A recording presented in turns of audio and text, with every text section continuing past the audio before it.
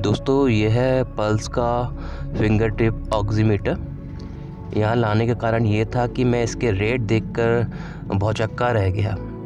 जैसा कि आपको दिख रहा है कि ये पल्स फिंगर टिप ऑक्सीमीटर है। इसको मैंने जब मार्च में लिया था तो ये करीबन 800 से 900 रुपये का था, ठीक है। और जब मैंने इसको 20 अप्रैल 2021 जो कि अभी लॉकडाउन का टाइम है तब लिया है तो इसका प्राइस हो गया है 1600 से 1700 रुपये। बताइए, 800 से 900 से सीधा 1600 से 1700 रुपये। जब मैंने दुकानदार से कहा कि भैया इसका रेट तो वो है, तो उन्होंने कहा आपको लेना है तो लीजिए, नहीं तो रहने दीजिए। तो देख लेते कि ये रेट बढ़ता कैसे।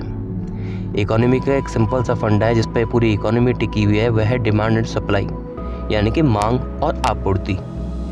अगर मांग बढ़ती है और अगर आपूर्ति घटती है, या आपूर्ति बढ़ती है मांग घटती है, तो क्या इसके रेट पर फ़र्क पड़ता है, इसको हम देखते हैं। जैसे कि मांग कैसे बढ़ती है या घटती है।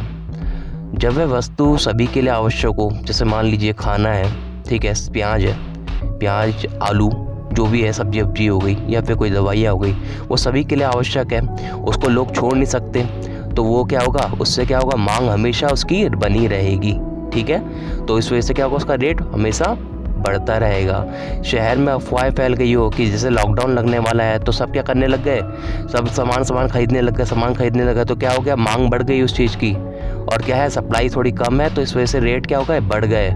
जैसे पेट्रोल का देख लो, आज पेट्रोल कहते हैं कि आज 70 रुपये हो गया और कल से नहीं मिलेगा, कल से महंगा हो जाएगा 100 रुपये का, तो सबके सब पेट्रोल खरीदने लग जाएंगे, जिस वजह से पेट्रोल की मांग क्या हो जाएगी, बढ़ जाएगी, और इससे पेट्रोल क्या हो जाएगा, महंगा हो जाएगा, ठीक है।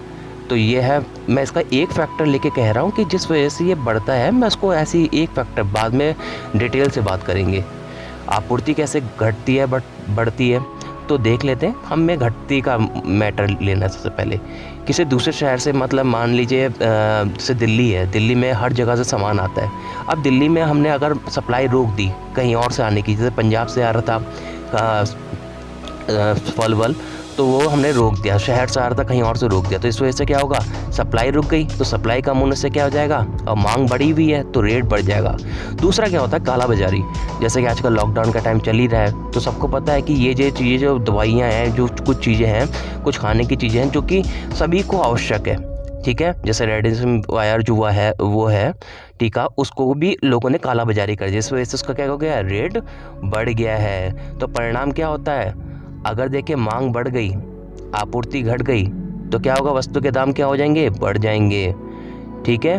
वैसे ही क्या होगा, अगर मांग घट जाए, आपूर्ति बढ़ जाए, तो वस्तु के दाम क्या हो जाएंगे, घट जाएंगे। यानी कि हम मांग कम से कम करें तो क्या होगा, कंपनी को वो उसका वैल्यू क्या करनी पड़ेगी, घटानी पड़ेगी, क्योंकि उसकी आपूर्ति तो बढ़ रही है, ठीक है।